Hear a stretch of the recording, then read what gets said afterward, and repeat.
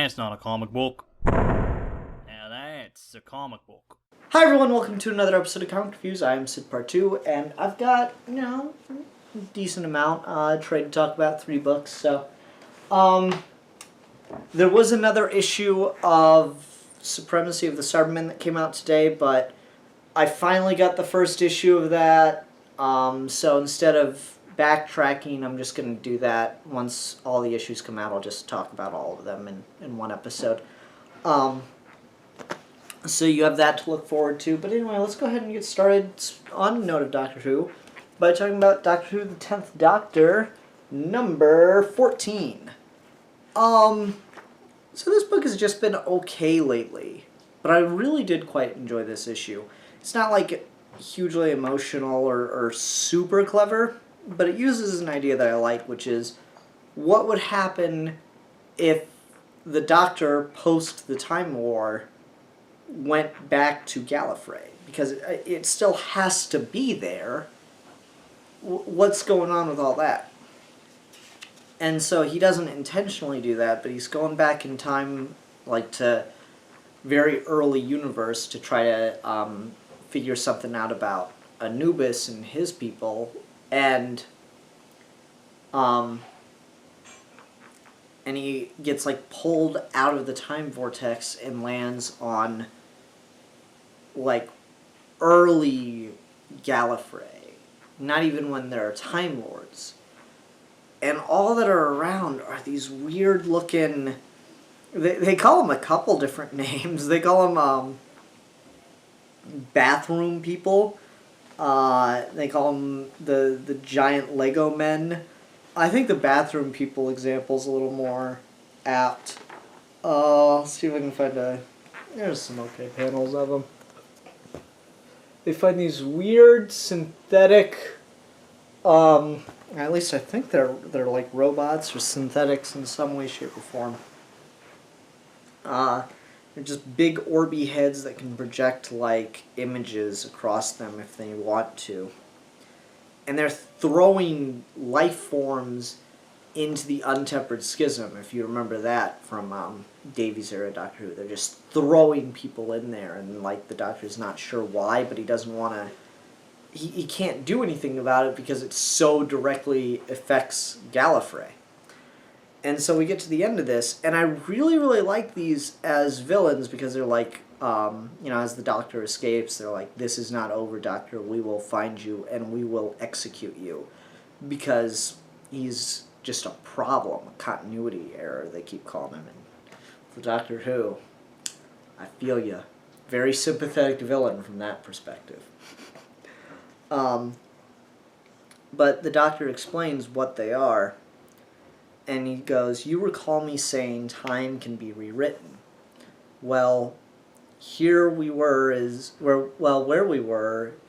all of the scribbled out bits go. Their timelines cauterized from the rest of the universe. The Time Lords used to have a place where they put those, the Axis. It's gone now. And after the Time War, so are the Time Lords. My people were a bit like the Osirians in that way. They like to leave things nice and tidy. They don't want anyone finding any of their lost property. And it looks like they left something behind to clear up after themselves. Something to do the dirty jobs. A time sentinel. It's just a really interesting idea of, like, all the continuity errors or alternate timelines are just little leftover, well, what happened with this bits, we now have an explanation for. I really quite like the explanation that this gives for what happens to those, different timelines and stuff. And so, I don't know, I think that's a really clever idea. Yeah. Neat idea.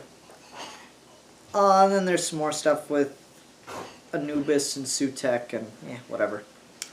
But the most exciting thing about Doctor Who, the 10th Doctor, number 14, which once again, this is really like issue 30, is Yeah, we got these cute comics back. Yay. I'm excited and happy and yeah. Those are just the most fun part of this book every month. So I'm excited that that's back. Yeah. We'll see how it goes. Seems like they're getting back on track. I initially, didn't like the Anubis story arc. And ever since then, the book has never been bad. But it's ranged from pretty good to just okay. This is one of those pretty good issues, but I think I enjoyed it more than I have been. So, take that for what you will.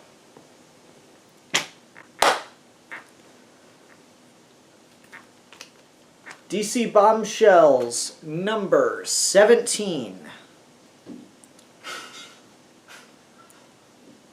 Absolutely amazing series. I am in love with this book. It's so good, guys. Why aren't you reading it if you're not reading it? What explanation do you have for not reading Bombshells? You know what? Whatever it is, it's a shit explanation. You should feel bad for not reading Bombshells. It's that good. I'm serious. It's like, this is so brilliant.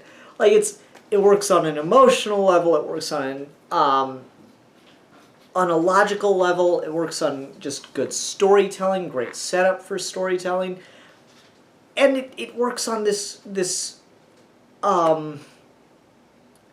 It works in a way that is, believe it or not, doing really clever meta writing about comics. And then on top of all that, beautiful art. Why aren't you reading this? Give me one reason why you are not reading this book, and I will slap you in the face for daring to think that's a good enough reason not to read this book. Oh man, I am so in love with this. Ugh. So we have a Jewish rebellion getting ready. A ghetto rebellion, even.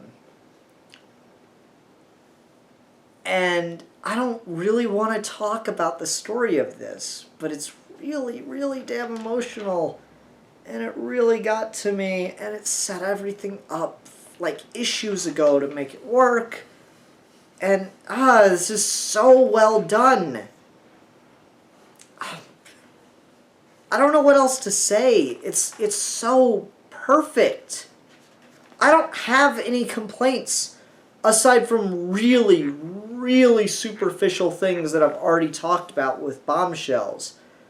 Which just, I don't like Harley and Ivy's costumes. That is, like Ivy's just wearing, I like Ivy's dress. It is certainly a more conservative dress for Poison Ivy to wear. When she's usually, leaf bikini, got the Eve look going on. But it's still not 40s enough for me. I do like the rose hair. Man, you know what? No. I'll come around on Ivy. Ivy looks pretty damn good. Harley's still got the worst costume out of all of it. But just everything about this is so brilliant. It's all so good. And then there's this moment where this little Jewish, she's a teenager, really young, like 13 or 14, I get the impression. And she's in the basement with all these other Jewish kids. Hold on a second. I think the art style completely changed. Who did the art? Artists, yeah, 2 artists, so they switched off at some point here. You can probably find the exact page where it happened.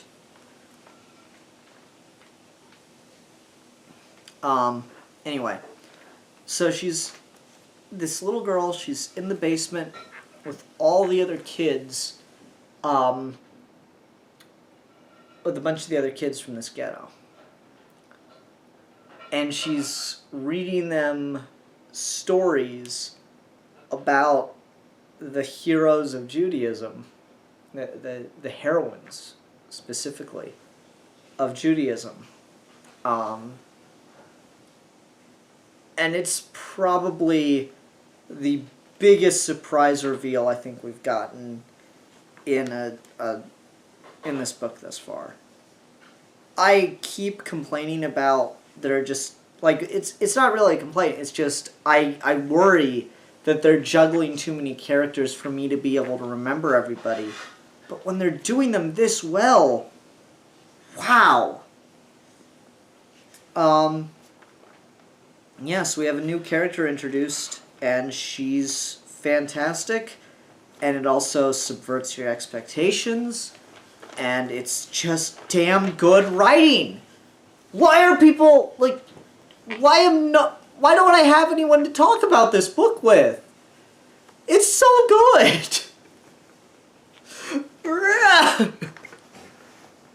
You need to be picking this up. But no, I really like that scene where she's talking about the heroines of Judaism, because it's kind of meta commentary on comics. It's showing she has this line where she's talking about with Batwoman.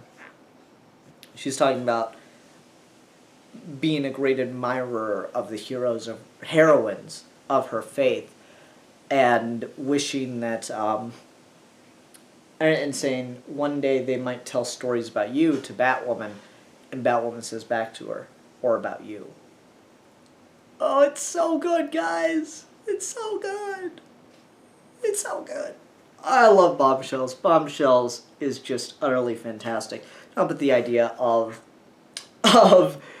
comic books are the modern mythology is something we get tossed around a lot, and to use characters from Jewish mythology, which, people don't do too often outside of, the big names, Adam, Eve, Noah, Joseph, Abraham, sorry. People tend to stay away from a lot of the specifics of Jewish mythology. So, yeah, it's good. It's really good. I like that. That's a nice meta-commentary. It's a really, really brilliant book. The art is brilliant. Like, there's an art change, and it goes from more of like a, I don't want to use the word cartoonish, but animated character-ish. Like, you could see these being what it would look like in an animated movie of Bombshells for the character designs at the beginning. And then we keep going, and we start to get a lot more I don't want to say dark art, but a lot more detailed, heavily stylized art. And I like both of them. Honestly, I would take the character designs or the character models, let's say, from the first half of the story, if we could get that turned into an animated movie. I don't know. I love it to death. It's super well written, super well drawn.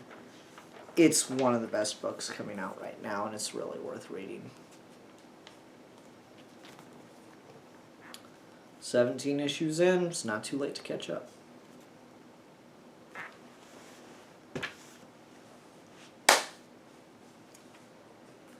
Okay, and then final single issue of the week is Kong of Skull Island, number 3 of 6, and shit is getting real crazy.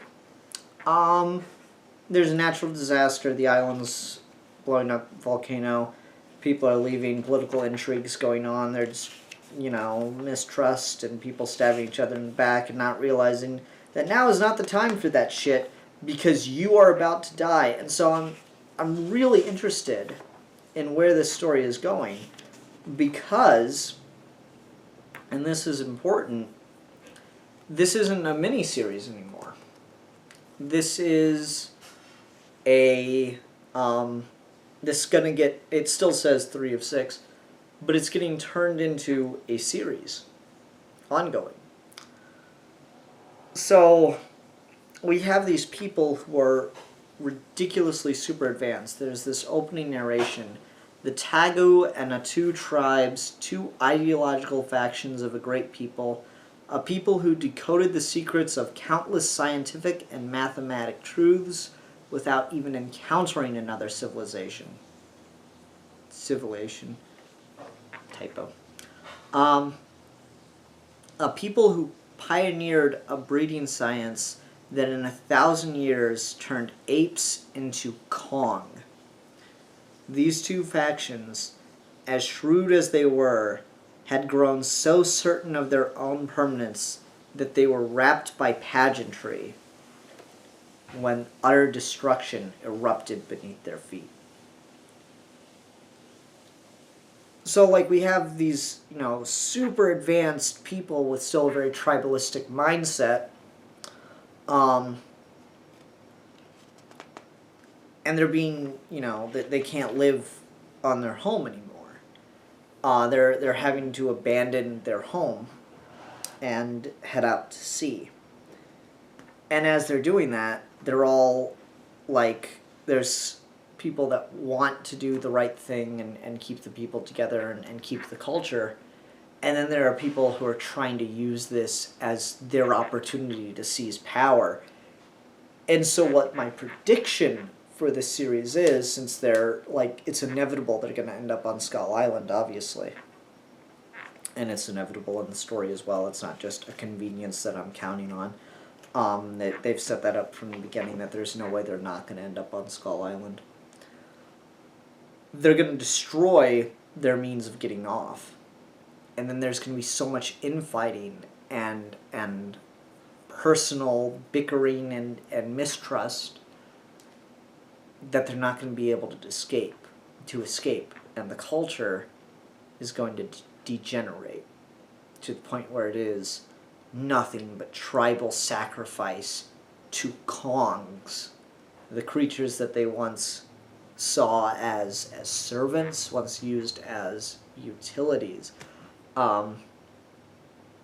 They're going to be worshiping those as gods because they're going to be their only protection on Skull Island until they get that wall up, I assume. So that's where all their resources in these gigantic ships, I think they're going to go into building the wall, and that's somehow going to protect them from the pterodactyls. Yeah, it's just fucking nuts, guys. I love it.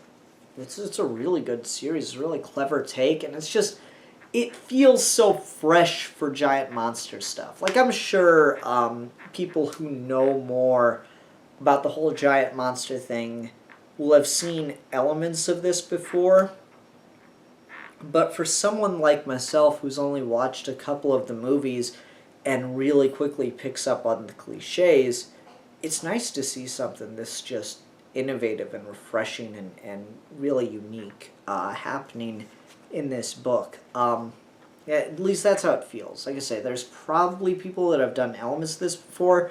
I doubt anyone, combined all this stuff. Yeah. Cool series. Highly recommend this too. It's a really good book. If you've ever been kind of like me and unsure about the whole giant monster thing, but just had kind of an interest in it, kind of innately, definitely worth checking out.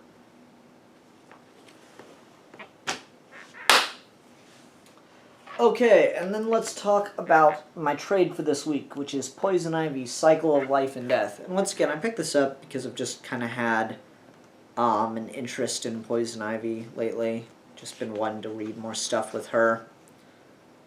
And I have a very particular mindset of how Poison Ivy should be written. And I don't want her to be a hero. I don't want her to be an anti-hero. I also don't want her to be wholly a villain. And this kind of does that, though it certainly borders more on anti-hero, which, not in love with that. And ultimately, I like a lot of what this book is trying to do, but by the end, I'm kind of with it until the last issue. Like, I'm kind of with everything that's going on in this book, and there's this neat mystery element. But then the last issue, it does like all the things about comic book exposition that annoy me, where it just waits till the last possible second to explain anything, and then you just get a dump of exposition in dialogue, and it's like, come on.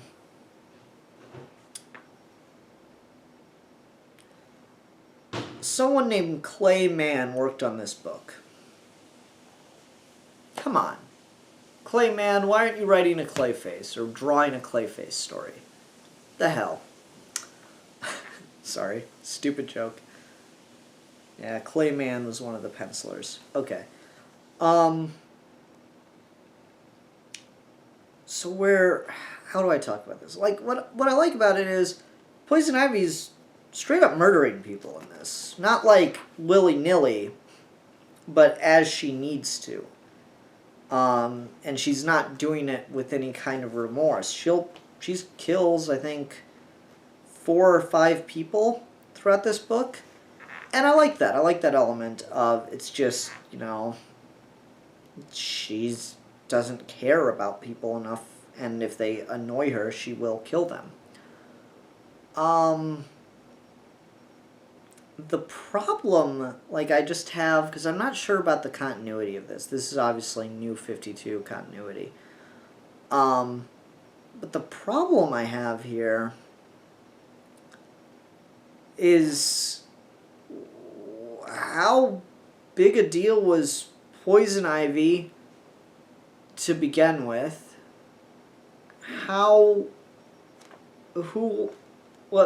What was known about Poison Ivy? And then, like, where the fuck is Batman? I get that it's Poison Ivy series, and I certainly don't want Batman to take over that. But what I mean by that is Poison Ivy is working at a laboratory in Gotham as Pamela Isley, and it is very clear that she got to this point after being Poison Ivy in the public sphere. She knows Harley Quinn, and Harley Quinn is Harley Quinn. She knows Selena Kyle is Catwoman, and they talk about living together and being friends. So, like, what's going on with that? Do people not know who Pamela Isley is? And it's weird, is like detectives run a background check on her, and they go, Pamela Isley, well, nothing's coming up. Like, what? Huh? It's really bizarre. And then she does murder people in this, and she doesn't exactly, it's pretty obvious that it's Poison Ivy if Gotham has ever dealt with Poison Ivy before. So it's just, it feels so weird. It feels like Poison Ivy has never been to Arkham before, but that clearly can't be the case. So it's in this really, really head-scratching continuity space. And with people dying left and right by Plant, Batman should probably, make an appearance. It's really weird that Batman's not in this book, but fucking Swamp Thing is. It's a weird book. I don't know. I'm mixed on this. The art's pretty damn good throughout. There's no denying that. And I like that she kills people, just kind of because she doesn't give a damn about people. There's certainly reasons behind why she kills people, most of the time. And then there are times where she's just like, I really don't like this person, so fuck them.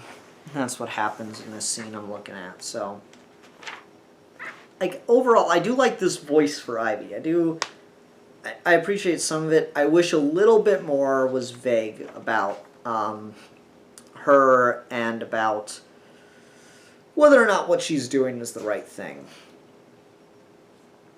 The science fiction elements are kind of interesting. I'm kind of iffy overall. The idea of Poison Ivy as a mother is always kind of played with. And so I like the stuff they do here. She kind of just raises plant children, and we've kind of just always seen those as, little kids. I remember particularly in No Man's Land, you see little kids running around with her, but those are like the orphans of Gotham and stuff. But there's always been that idea of Poison Ivy trying to start her own family, and she actually gets that here. How well it's executed, you can argue about.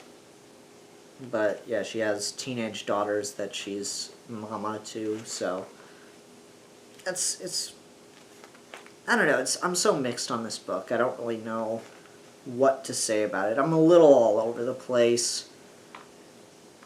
And yeah, ultimately, I don't think it's very good.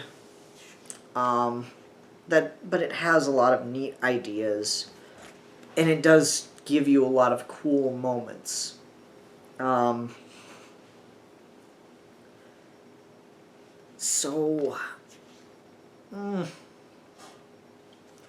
This is one of those cases where I feel like I have to give a number because I can't properly articulate enough of how I feel.